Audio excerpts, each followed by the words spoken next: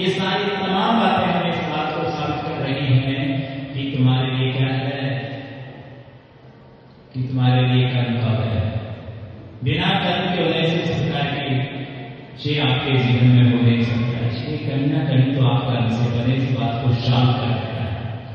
यदि कर्म नहीं होता तो हमारे सब कुछ एक सी चेष्टाएं होंगी, एक साथ सब कुछ होता, लेकिन एक साथ नहीं है।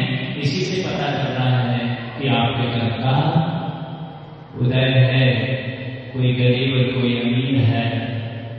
तो इसलिए हमारे लिए हमने जो कर्म किए थे सुबह सुबह कामों के द्वारा पूर्व या वर्तमान में जो भी हम कर्म कर रहे हैं वही कर्म हमें क्या कर रहा है, फल दे रहा है। अतीत में जो हमने किया था वो वर्तमान में हमें क्या दे रहा है, फल दे रहा है।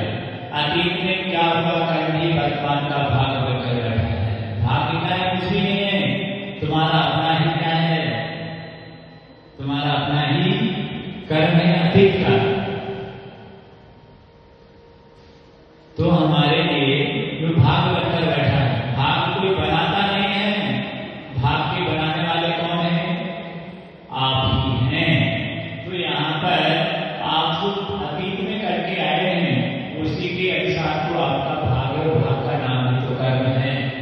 इसलिए आप अच्छे कर्म करिए ताकि आपका भाग क्या हो जाए, अच्छा बन जाए।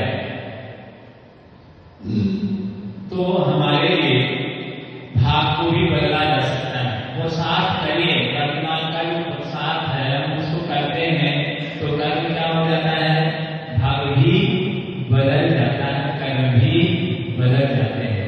तो हम पुरुषार्थ करेंगे तो पुरुषार्थ करने से निश्चित ही क्या होगा, हमारा भाग भी बदलेगा। इसलिए हम इन कर्मों के लिए विचार करें कि पूर्व का कर्म वर्तमान में क्या देता है, फल देता है। अभी वर्तमान में करेंगे तो अगले आने वाले जन्म में भी क्या होगा, उसका फल हमारे लिए अवश्य मिलेगा। इसलिए कर्म सिद्धांत को हमें कभी भूलना नहीं चाहिए।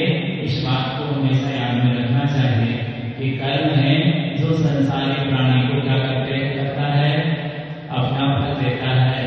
यदि कर्म नहीं होता कितना सारा पुरुषार्थ करता है, वो पुरुषार्थ करने से ही सफल हो जाता है। कितना बड़ा पुरुषार्थ किया है फिर भी सफल नहीं हो पाया है, कोई ना कोई तो